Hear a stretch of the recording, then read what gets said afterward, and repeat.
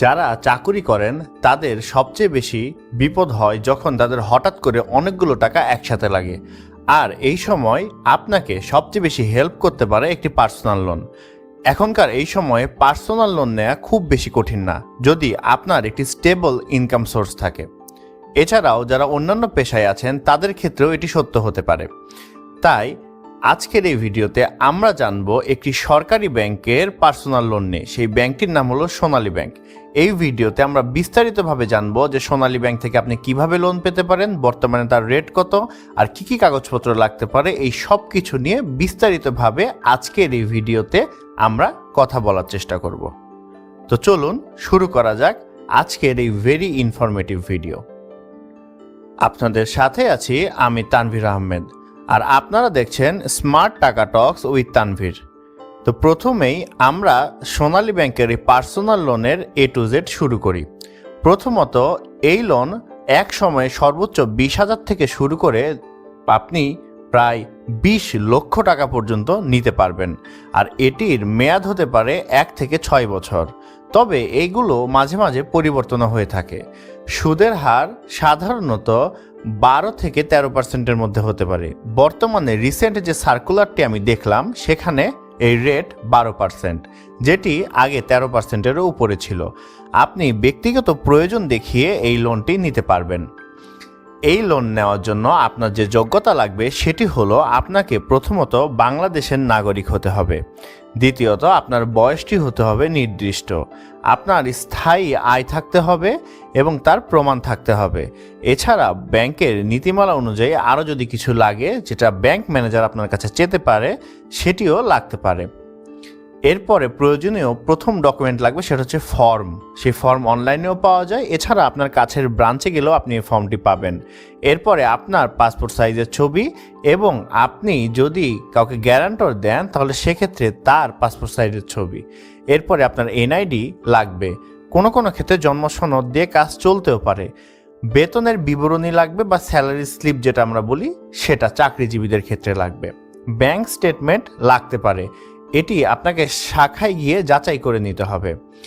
এরপরে আপনি কখন এই কিস্তি ফেরত দিবেন সে বিষয়ে আপনাকে পরিকল্পনা করতে হবে। দেখেন, লোন নেওয়ার সময় আগে ভাবতে হবে যে আসলে আপনি এই টাকাটি শোধ করতে পারবেন কিনা। ব্যাংকও কিন্তু এই জিনিসটি ভেবেই আপনাকে লোন দেয় অথবা দেয় না, যে আসলে আপনি ওই টাকাটি ফেরত দিতে পারবেন কি পারবেন না। যেহেতু এটি মাসিক কিস্তি, আগে থেকে ভেবে নেবেন যাতে করে আপনার অন্যান্য দিকে যে খরচগুলো আছে সেগুলো ম্যানেজ করা যায়। না ভেবে কখনোই লোন নেওয়া ঠিক হবে না। আর আবেদন প্রক্রিয়া হলো যে আপনাকে সোনালী ব্যাংকের কাছাকাছি যে কোনো ব্রাঞ্চে যেতে হবে, আপনাকে ফর্ম নিয়ে ফিল আপ করতে হবে, আপনার প্রয়োজনীয় যে কাগজপত্রগুলো আমি বললাম সেগুলো জমা দিতে হবে। এক্ষেত্রে গ্যারান্টরের অনেকগুলো কাগজ লাগতে পারে, গ্যারান্টরের NID, এমনকি গ্যারান্টরের যে চাকুরি করে সেই চাকুরির বিভিন্ন ধরনের কাগজপত্র লাগতে পারে। এরপরে আপনার যে ব্যাংক তথ্য সেটি যাচাই করার জন্য আপনি যেই ব্যাংকে আপনার স্যালারি ঢোকে ঠিক সেই ব্যাংকের কিছু স্টেটমেন্ট লাগবে। এরপরে যখন ওই ব্রাঞ্চ থেকে লোনটি অনুমোদন হবে তখন আপনার হাতে আপনি টাকাটি পেয়ে যাবেন। এরপরে আপনাকে আমি কিছু বিষয়ে অবশ্যই সতর্ক করব। সেটি হলো, সবসময় এইসব ব্যাংকে সুদের হার, ফি এবং পেমেন্ট শিডিউল পরিবর্তন হতে পারে। অবশ্যই আপনি লোন নেওয়ার আগে অনলাইনে সেটি যাচাই করে নেবেন। যদি আপনি না পারেন তাহলে আপনার পরিচিত যে এই মোবাইল চালাতে পারে বা ল্যাপটপ চালাতে পারে তার কাছে গিয়ে বলবেন যে সোনালী ব্যাংকের পার্সোনাল লোনের ফি কত, পেমেন্ট শিডিউল কি এবং সুদের হার কত। এগুলা না জেনেই লোন নিতে চলে যাবেন না, কখনো যাবেন না, নেভার এভার। আর ঋণের কিস্তি আপনার আয় অনুযায়ী আগে থেকেই ঠিক করে রাখবেন যে আমি 2,000 টাকা দিতে পারবো বা 5,000 টাকা দিতে পারবো। এটা আগে থেকেই আপনি অবশ্যই ঠিক করে রাখবেন। এবং ব্যাংকের যে নীতি, যেহেতু এটা সময়ের সাথে সাথে পরিবর্তন হতে পারে, এজন্য আপনি যেটি করবেন, যদি আপনার সব কিছু ঠিকঠাক লাগে তাহলে তখন তাড়াতাড়ি করে লোনের অ্যাপ্লিকেশান দিয়ে দিবেন। এরপরে আপনাদেরকে আরেকটি গুরুত্বপূর্ণ বিষয় আমি সবশেষে জানাতে চাই। সেটি হলো যে লোন এমন একটি জিনিস যে সেটি শোধ করার সময় অনেকে অনেক ধরনের সমস্যায় পড়তে পারেন। অনেকে এমন অবস্থা হতে পারে যে লোন নেওয়ার আগে আপনি হয়তোবা ভালো ছিলেন, লোন নেওয়ার পরে আপনার পরিস্থিতি আরও খারাপের দিকে যাচ্ছে। তাই লোন নেওয়ার আগে অবশ্যই ভেবে লোন নেবেন। এছাড়াও এই সোনালী ব্যাংকের আরও অনেক লোন আছে। আপনার যদি নির্দিষ্ট কোনো কাজের জন্য লোন লাগে তাহলে অবশ্যই আপনি পার্সোনাল লোন নেবেন না। ধরেন আপনার কৃষি কাজের জন্য লোন লাগবে, তাহলে আপনি কৃষি লোন নেবেন। আপনার বাড়ি করার জন্য লোন লাগলে আপনি হাউস লোন নেবেন। এরকম প্রত্যেকটা ব্যাংকেরই আলাদা আলাদা লোন আছে। সেই লোনগুলোর বিভিন্ন ক্রাইটেরিয়া আছে। আপনি না জেনে না বুঝে ওই পার্সোনাল লোনে নিতে চলে যাবেন না। এটি আপনাদের সবার কাছে আমার অনুরোধ থাকবে। এছাড়া আরেকটি জিনিস লোন নেওয়ার ক্ষেত্রে আপনারা মনে রাখবেন যে অনেক সময় যে আপনারা এমন মানুষ পেতে পারেন যে যারা আপনাকে বলবে যে অমুক ব্যাংকে আমার পরিচিত লোক আছে, আপনি যদি 1 লাখ টাকা নিতে চান আমাকে 1000 টাকা দিলেই হয়ে যাবে, বাকি সব কিছু আমি দেখছি। এ ধরনের কোনো প্রতারণামূলক ফাঁদে আপনারা পা দেবেন না। আপনারা সবসময় জেনে থাকবেন বাংলাদেশের কোনো ব্যাংকে আসলে এভাবে কাজগুলো হয় না।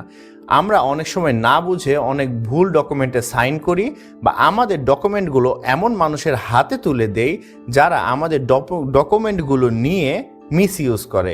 এই মিসইউজের সুযোগটি আপনারা দেবেন না। আপনাদের ডকুমেন্টগুলো আপনারা সবসময় সেভ করে রাখবেন। আর যদি ডকুমেন্ট সেভ করে না রাখেন তাহলে আপনি যার তার হাতে আপনার ডকুমেন্ট দিলে আপনার সিগনেচার ফরজারি করে বা আপনার থেকে মিথ্যে কথা বলে সিগনেচার নিয়ে আপনার নামে সে কিন্তু লোন উঠিয়ে ফেলতে পারে। এই বিষয়গুলোতে সচেতন থাকা অত্যন্ত জরুরি। তাই না বুঝে না জেনে কোথাও সিগনেচার করবেন না, না বুঝে না জেনে কখনো কাউকে কোনো ডকুমেন্ট দেবেন না। কেন দিচ্ছেন, কোথায় দিচ্ছেন ভালো করে পড়ে দেখবেন। এরপরে নেক্সট যে কথা, যেই ব্যাংক থেকেই লোন নিন, সেটা সোনালী ব্যাংক হোক বা অন্য কোনো ব্যাংক হোক, যেমন সোনালী ব্যাংকে এখন রেট ভালো 12% আপনি নিতে পারেন, কিন্তু নেওয়ার আগে একটি শর্তাবলীর ফর্ম আপনাকে দেওয়া হয় যেখানে অনেকগুলো শর্ত লেখা থাকে। এই শর্তগুলো সাধারণত অনেকেই পড়েন না।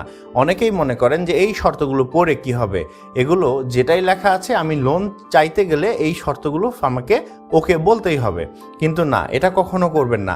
আপনি শর্তগুলো পড়ে জেনে রাখবেন। অনেক সময় হয় কি জানেন, আপনি ধরেন লোনের ঠিক মিড পর্যায়ে এসে আপনি বলছেন যে এই লোনটি এখন আপনি শোধ করে দিতে চান, তখন ব্যাংক আপনাকে বলল যে এই শোধ করার জন্য আপনাকে একটি মাসুল দিতে হবে। তখন আপনি বলবেন যে কেন আমাকে মাসুল দিতে হবে, আমার তো মাসুল দেওয়ার কোনো কথা ছিল না। কিন্তু হয়তোবা আপনার যেই ডকুমেন্টটি আপনি সিগনেচার করে এসেছেন সেই ডকুমেন্টে এটি লেখা ছিল যে আপনাকে মাসুল দিতে হবে। তাই অবশ্যই লোন নেওয়ার আগে ডকুমেন্টগুলো ভালো করে পড়ে বুঝে এরপরে লোন নেবেন। আর আপনাদেরকে সচেতন করার উদ্দেশ্যেই এই চ্যানেলের যাত্রা শুরু। আপনারা সবাই ভালো থাকবেন, সুস্থ থাকবেন। ধন্যবাদ সবাইকে। আসসালামু আলাইকুম।